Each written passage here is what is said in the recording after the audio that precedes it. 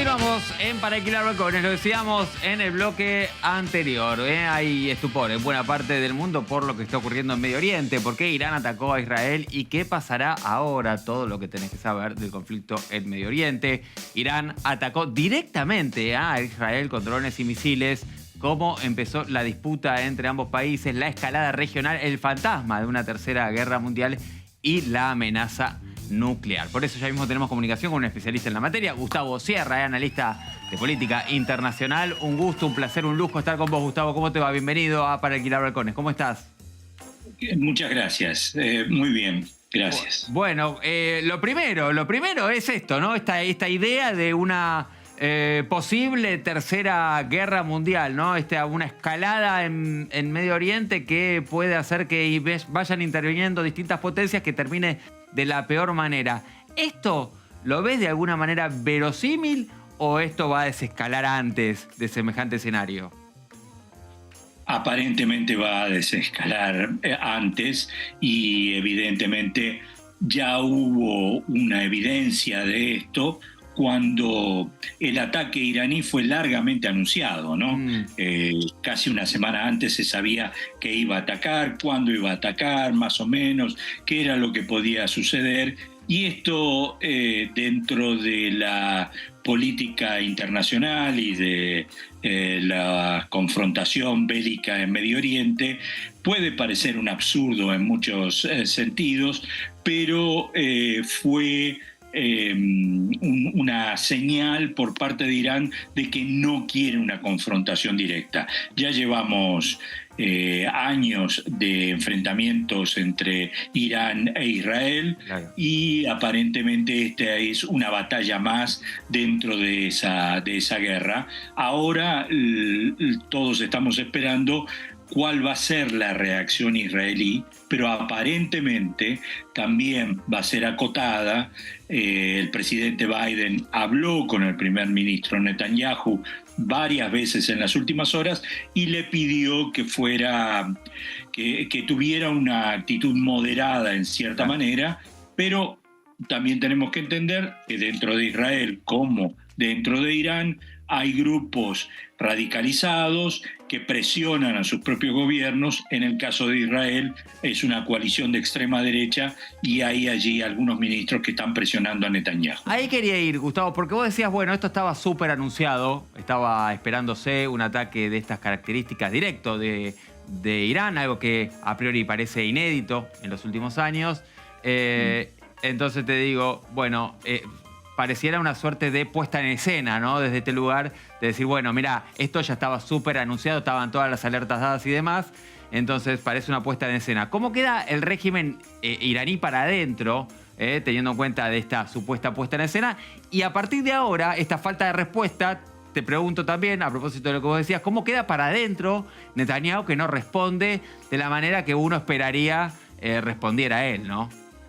¿O respondería? Sí, en principio hay que entender que el ataque fue un ataque masivo, inédito, de más de 300 misiles y drones, y que demostró dos cosas. La primera, el éxito absoluto de la defensa israelí con la ayuda indudable de Estados Unidos y otros aliados como Gran Bretaña e incluso Jordania, que hicieron mucho sí, pero por detener estos lanzamientos que fueron múltiples y desde diferentes lugares. Entonces, por un lado eso, el éxito, digamos, de esta defensa. Pero al mismo tiempo se demostró Irán que puede llegar con misiles de largo alcance o de mediano alcance hasta Israel, y si no avisa como lo hizo esta vez, puede atacar y puede hacer daño.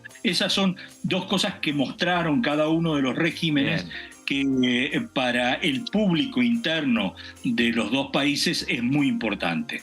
En el caso de Irán también hay que tener en cuenta que está mostrando ese poderío no solo con respecto a Israel, sino con respecto a varios otros enemigos que tiene Medio Oriente y que están básicamente dados por la confrontación dentro de los musulmanes entre chiitas y sunitas.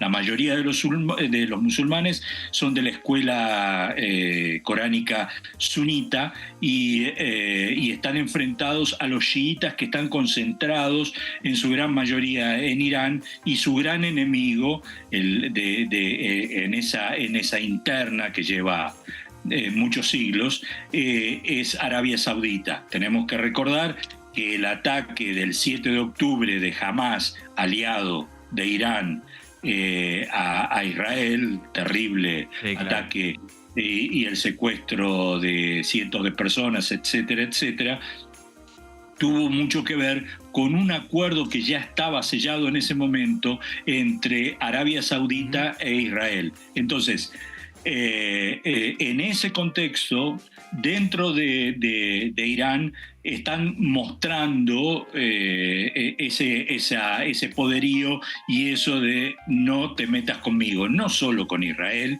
sino con el resto de los poderes allí en la zona. En el caso de Israel, Netanyahu lo que ha hecho hasta ahora es tratar de mantenerse en el poder a toda costa, y entre esas medidas que tomó, la última fue crear una coalición con partidos de extrema derecha religiosos, y eso lo condiciona, obviamente. Estos elementos dentro de la coalición, que tiene varios ministros, presionan por una posición aún mucho más dura con respecto a Irán. Y todo esto, en cierta manera, ayudó en las últimas horas y días a Netanyahu, al gobierno de Netanyahu, porque nos hizo desviar la mirada de lo que está ocurriendo en Gaza. Entonces, en ese sentido, creo que también ha tenido una ventaja Israel. Me parece muy interesante esta mirada que nos estás aportando, Gustavo. Por un lado es, Irán está haciendo una demostración de poder para el mundo musulmán, si se quiere, pongámoslo en términos de para adentro, y por otro lado, Israel haciendo lo propio, ¿no? Mostrando una gran efectividad en la defensa, que es justamente lo que falló aquel 7 de octubre, o sea, también mandando un mensaje, obviamente para Irán, pero también para adentro, ¿no? Para decir, los ciudadanos israelíes están contenidos, están protegidos por el ejército en este caso y por Netanyahu en primera persona. En ese escenario, ¿no? Que vos decís, hay dos potencias, si se quiere, bélicas, ¿no? Porque estamos hablando de un conflicto bélico, hablándose para sí. El resto, y acá entro a la Argentina, ¿no? El resto del mundo que mira y que sabe que, está la cuestión del terrorismo, ¿no? ¿Corre riesgo, en particular la Argentina, o es algo que está de alguna manera cerrado a este diálogo, si se quiere, interno, ¿no? De cada uno de los países con sus conflictos internos? Nada está cerrado. Argentina es un país que ha tenido dos gravísimos atentados, provenientes, ya sabemos, de Hezbollah, y el Hezbollah es un brazo armado de Irán. La justicia lo dijo la semana pasada, tardíamente, pero lo dijo. Y lo que tiene que suceder es no sobreactuar. En la política internacional no hay que sobreactuar porque es muy peligroso, no se sabe hacia dónde se puede salir. Hay que tener una posición, obviamente el gobierno del presidente Milei la tiene muy clara, la ha expresado, su apoyo incondicional a Israel, su alineación con Estados Unidos, eso es una posición muy clara, y lo que digamos que es la misma posición que tienen, por ejemplo, las grandes potencias del G7. Ahora, a nadie se le ocurrió, ni en Italia, ni en Francia, ni en otros lugares, invitar a una reunión de gabinete al embajador de Israel para que dé un informe allí, cosas por el estilo. Creo que todo esto se puede hacer dentro de un contexto que tiene que estar manejado por la Cancillería, que es donde están los profesionales que conocen todo esto. No hay que, no es necesario, claro, digamos, ningún otro gesto más allá del que de los que ya vimos, ya he tenido. El presidente Milei tuvo una acertada decisión de regresar al país y no ir a Dinamarca, donde tenía previsto subirse a un F-16. En semejante situación sería un absurdo. Creo que tomó una muy buena decisión de regresar al país y de expresar muy claramente su posición. Todo el resto me parece que habría que dejarlo de lado, sobre todo teniendo en cuenta lo que ya nos sucedió. Claro, es interesante esto también que aportaba Gustavo. ¿Hay antecedentes de alguna situación igual, de un embajador en un país que vaya y participe de una reunión de gabinete así a cielo abierto?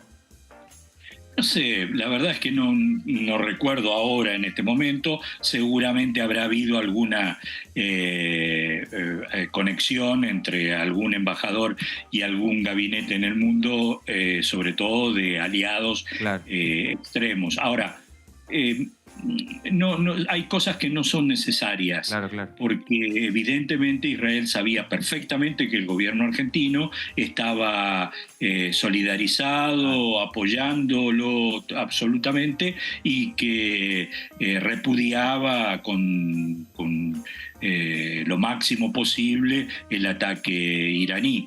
Está muy bien eso, y estaría muy bien plantear esto en todos los foros que sea necesario desde el punto de vista diplomático. Me parece que está dentro de los cánones normales de lo que se debe hacer. El resto, otra vez, sobreactuación. Gustavo, te hago la última, agradeciéndote desde ya tu tiempo y tu claridad para hablar del tema. Decías, bueno, sos optimista respecto de, bueno, no ves acá una tercera guerra mundial. Bueno, no hacemos futurología, obviamente, no sabemos qué puede pasar, pero entendés que no están dadas en principio las condiciones como para que esto escale. Da la sensación de que más bien lo contrario. Pero hay un mundo muy complejo, ¿no? En términos geopolíticos, ¿no? Tenemos, bueno, lo de Rusia y Ucrania, tenemos Medio Oriente, tenemos, bueno, podemos pensar en la guerra que por lo menos por lo bajo hay entre Estados Unidos y China, un Donald Trump que puede volver a la presidencia, que no sabemos cómo puede cambiar el escenario. Bueno, en fin, hay una serie de conflictos bastante expuestos ahí, y todos parecen como muy delicaditos, ¿viste? Como que están todos agarrados medio con hilos. ¿Cómo ves el mundo para lo que viene de acá adelante, teniendo en cuenta lo delicado del armamento nuclear que está dando vueltas por el mundo, y de, bueno, algunos líderes políticos mundiales que no da la sensación sean propensos a dar marcha atrás cuando van para adelante?